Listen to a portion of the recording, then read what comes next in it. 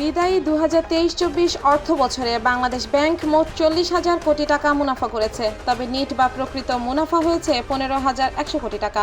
গত অর্থ বছরে নিয়ন্ত্রক সংস্থাটি সবচেয়ে বেশি আয় করেছে রেপো ও স্পেশাল রেপোর বিপরীতে বিভিন্ন ব্যাংকে দেওয়া স্বল্পমেয়াদী ধারের বিপরীতে। পাশাপাশি বৈদেশিক মুদ্রার রিজার্ভ বা মজুদ থেকে ডলার বিক্রি করে কেন্দ্রীয় ব্যাংক ভালো আয় করেছে।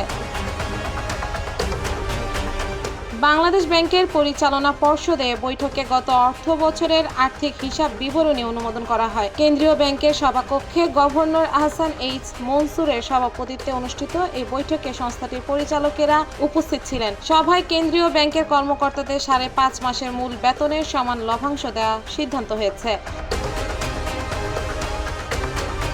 জানা গেছে, বাংলাদেশ ব্যাংক গত অর্থ বছরে বাণিজ্যিক ব্যাংকগুলোকে মোট 32,21,000 কোটি টাকা ধার দিয়েছে, যা আগের 7 বছরে দেওয়া মোট ধারের পরিমাণকে ছাড়িয়ে গেছে। এছাড়া পুরো অর্থ বছর বৈদেশিক মুদ্রার রিজার্ভ থেকে ব্যাংকগুলোর কাছে 1,279 কোটি ডলার বিক্রি করেছে। কেন্দ্রীয় ব্যাংকের আর্থিক হিসাব বিবরণী অনুসারে সব ধরনের খরচের পর গত অর্থবছর নিট আয় থেকে 15,100 কোটি টাকা জমা দেওয়া হয়েছে সরকারি কোষাগারে। তার আগের অর্থ বছরে নিয়ন্ত্রক সংস্থাটির নিট মুনাফা হয়েছিল 10,748 কোটি টাকা। এর মধ্যে 10,652 কোটি টাকা সরকারের কোষাগারে জমা দেওয়া হয়।